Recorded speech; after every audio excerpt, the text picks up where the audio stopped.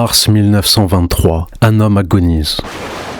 Sueur, tremblements et fièvre intense, il finit par succomber à une septicémie au bout d'une longue agonie. La mort de Lord Carnarvon n'est que le début d'une sinistre série. La même année, George et Glaude meurent d'une pneumonie, tandis que Hugh Evelyn White se suicide suite à une lourde dépression. Selon beaucoup de médias de l'époque, ces décès rapprochés, à quelques mois d'intervalle, n'étaient pas le fruit du hasard, mais celui d'une malédiction puissante, celle de Toutankhamon, autrement appelée la malédiction de la momie. Tout commence avec l'exploration de son tombeau. Au début des années 20, l'Égypte est le centre de toutes les fascinations, surtout de la part des Européens. Il existe un véritable engouement pour le mythe égyptien et toute l'esthétique qui en découle. C'est d'ailleurs cette nouvelle mouvance qui mène, en février 1923, à l'ouverture de la chambre funéraire du pharaon. Plusieurs mois, puis plusieurs années après l'ouverture, on dénombre des morts mystérieuses de membres liés à l'expédition. Beaucoup commencent à dire qu'ils ont été frappés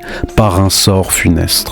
Toutankhamon aurait averti quiconque s'aventurait dans son tombeau pour déranger son sommeil éternel. Certains racontent même que l'on pouvait lire dans l'antichambre cette inscription glaçante. La mort touchera de ses ailes quiconque dérangera le sommeil du pharaon. Les rumeurs fusent. C'est un véritable raz-de-marée médiatique qui s'apprête à prendre toute l'Europe de court. Encore aujourd'hui, le mythe de l'Égypte antique et de la légende du pharaon continue d'inspirer la culture populaire. Quelques mois seulement après l'ouverture du tombeau, la célèbre auteure Agatha Christie écrit L'aventure du tombeau égyptien, où l'on suit l'enquête d'Hercule Poirot sur une série de morts surnaturelles liées à la fouille. En 1934, c'est au tour d'Hergé de s'en inspirer avec Les cigarettes du pharaon, sans oublier l'univers d'Astérix. Le cinéma aussi a eu son mot à dire. De la version classique de la momie aux aventures d'Indiana Jones, le 7e art n'a cessé d'enrichir le mythe. Le jeu vidéo n'est pas en reste,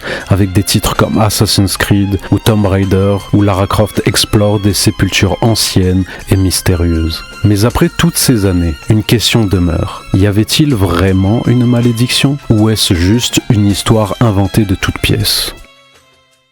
La réalité est assez intrigante. Pour financer son exploration extrêmement coûteuse, Lord Carnarvon avait accordé l'exclusivité des informations au journal The Times. Cette décision a créé énormément de jalousie dans la sphère médiatique. Pour se venger ou simplement vendre du papier, les autres journaux ont commencé à créer du buzz autour du mystère et inventer des morts prétendument inexpliquées. Rapidement, le public ne savait plus distinguer le réel du fantasme. Les médias s'étaient totalement accaparé l'affaire. Même si l'idée d'une malédiction stimule l'imaginaire, elle se heurte à des faits concrets.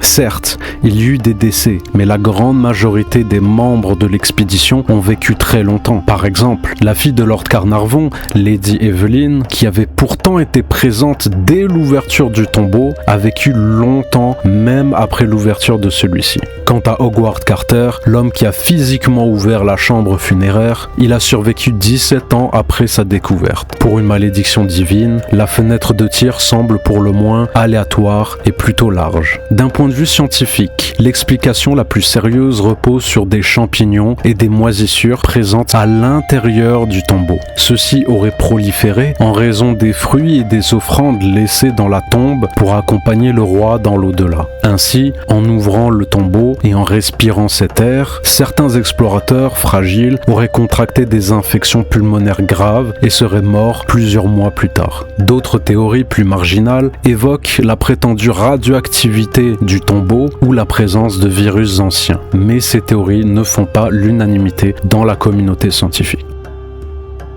En conclusion, peut-on réellement affirmer que Toutankhamon a jeté une malédiction sur les membres de l'exploration ? Chacun est libre de se faire son opinion. Néanmoins, ce que l'on peut retenir, c'est que profaner un tombeau ou troubler un sommeil éternel n'attire rarement que des bénédictions. Parfois, ce qui dort devrait peut-être simplement rester dans l'ombre.